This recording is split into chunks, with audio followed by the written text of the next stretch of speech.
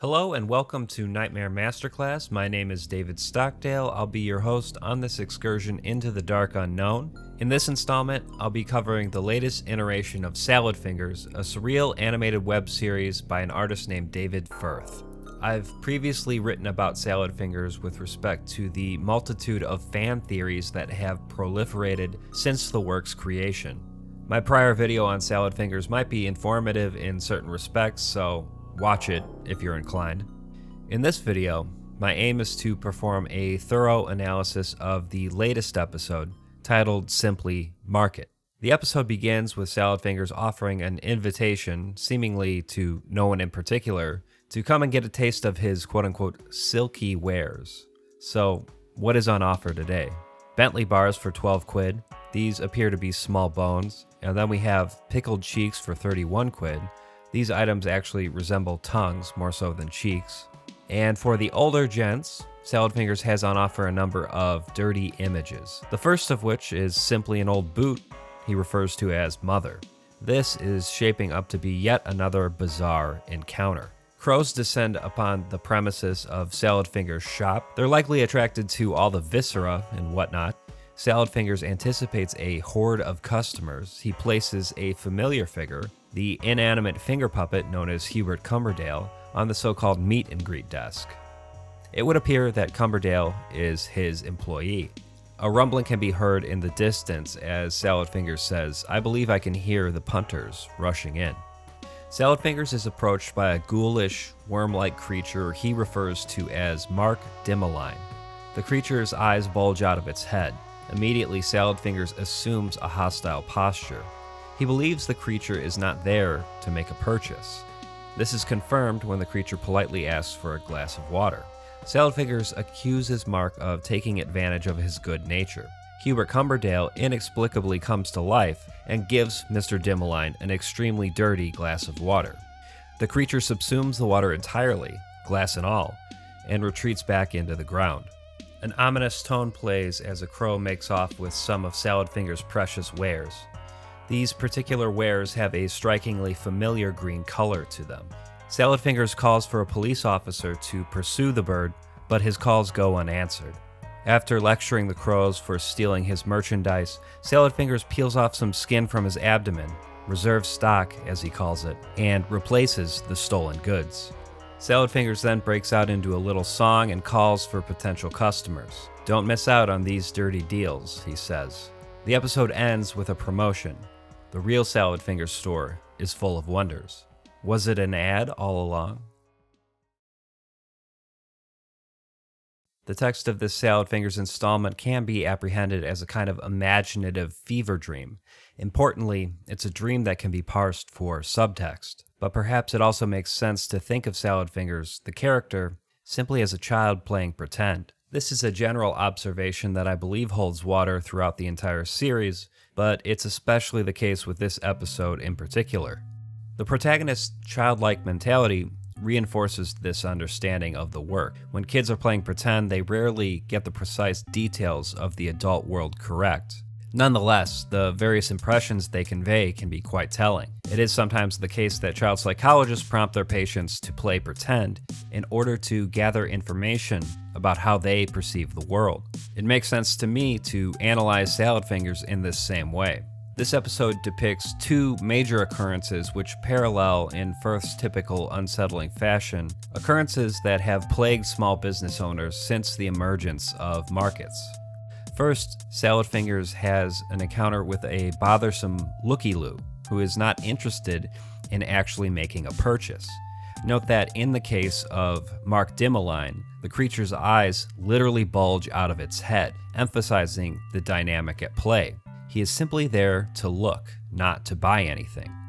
Salad Fingers perceives Dimmeline as a parasitic organism. Conversely, we the viewers get contradictory information.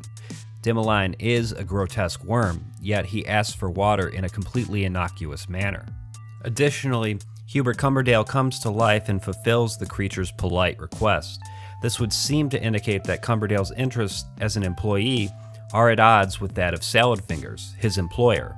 That is to say, Cumberdale is indicating with his actions that he doesn't perceive the world as a zero-sum game in which property rights supersede basic needs.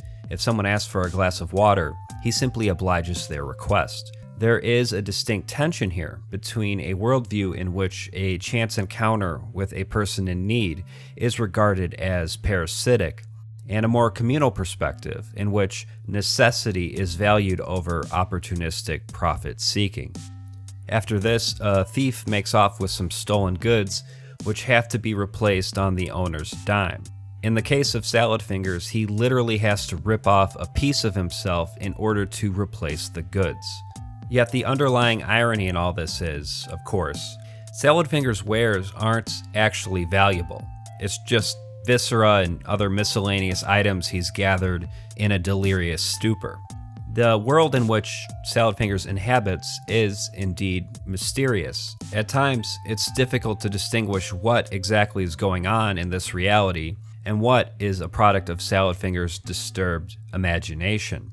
But we know these items simply aren't valuable, and this observation is consistent with how the series generates horror. The dissonance between Salad Fingers' perception and ours contributes to a generally unsettling effect that is present within all iterations of the series. The audience is able to recognize the horrific conditions of Salad Fingers' living situation, yet this is never the source of the character's distress. Salad Fingers doesn't share our perspective on his living situation.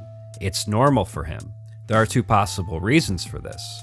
It could be that it's simply all he's ever known, or it could be that any memories of a better world have long since been deeply repressed. In the immediate sense, Salad Fingers' distress at the sight of his merchandise getting stolen is palpable. It's clear that, ideologically speaking, he maintains some vague concept of private property, even in this desolate hellscape. But importantly, his aggression towards these various sources of annoyance is misplaced. For instance, he treats the bird as though it has purposefully infringed upon some social contract, a shared set of values. Yet the bird is just an animal scavenging for food. When you consider the circumstances, the bird in this case is acting more rationally than the protagonist. The folly of Salad Fingers' mentality in this episode is rooted in delusions of grandeur. Salad Fingers prides himself on being a small business owner in a world that no longer lends itself towards the totalizing imposition of market logic. We can see how even as the conditions of the world have deteriorated to the point of an apocalyptic scenario, Salad Fingers has nonetheless maintained the banal fantasies of a prior epoch, industrial capitalism, as a constitutive feature of his psyche. It's important to keep in mind that Salad Fingers, the series, was created prior to the insipid corporatization of the internet. It emerged at a time when browsing the internet was an organic process of discovery, as opposed to an endless series of inane advertisements and MLM schemes. Salad Fingers' existence in 2021 is a testament to the internet's true potential as a generative tool for the proliferation of art. While Firth acknowledges the basic fact that he too must sell his wares in order to continue making art, one gets the sense that this work is gesturing towards something beyond the logic of generalized market exchange, a logic that treats creative endeavors as mere commodities. Broadly speaking, people tend to take one of two extreme positions when it comes to the analysis of a work like Salad Fingers. One, none of it means anything. It's absurd, shock-provoking nonsense. One might say it's weirdness for the sake of weirdness. Or two, every last detail can be contextualized in the larger framework of a pet theory, which seeks to apprehend the series as a cohesive, fully intelligible unity. Every detail matters, and we should seek to deduce some kind of rational, overarching plot. In my view, both of these extremes are off the mark. Now, I've talked about all the fan theories before, so check that out if you haven't already done so. Admittedly, I'm not so concerned with the continuity of any potential plot that exists throughout the various shorts that comprise the series. I tend to doubt that one exists. It would suffice to say that my approach is one that ultimately seeks to historicize salad fingers in the broader milieu of surreal, oftentimes unsettling works that can be parsed for social commentary. In many ways, salad fingers is strikingly similar to works in the Dadaist tradition. For starters, I should note that the Dadaist movement emerged in reaction to the First World War. With this in mind, it's notable that salad fingers consistently evokes an old-timey, early 20th century aesthetic. It's also quite interesting that the work often makes vague references to a so-called Great War. Perhaps the function of these details in salad fingers is simply to establish a thematic connection to Dada. Like works in the Dadaist tradition of the early 20th century, perhaps the utterly surreal nature of salad fingers operates as a counter-reaction against something. Perhaps salad fingers itself is an attempt to subvert broader trends in art and entertainment that have become dominant over the past few decades. In particular, the tendency in mainstream pop culture to overemphasize consistency and continuity seems to be a likely target. Every big franchise now has an elaborate bureaucratic structure designed simply to keep the franchise going.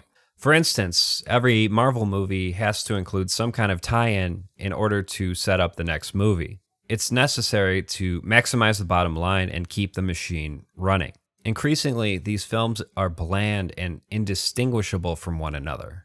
Works like Salad Fingers operate as something of a bulwark against such trends. In a sense, the very existence of Salad Fingers stands as a testament to the fact that something like this can exist, and that is a feat in and of itself. I, for one, am truly thrilled that a series like Salad Fingers has developed something of a cult status over the years, and Firth seems to have created a sustainable situation for himself. If you appreciate Salad Fingers, be sure to check out the artist's website, fatpie.com. I'll have a link in the video description.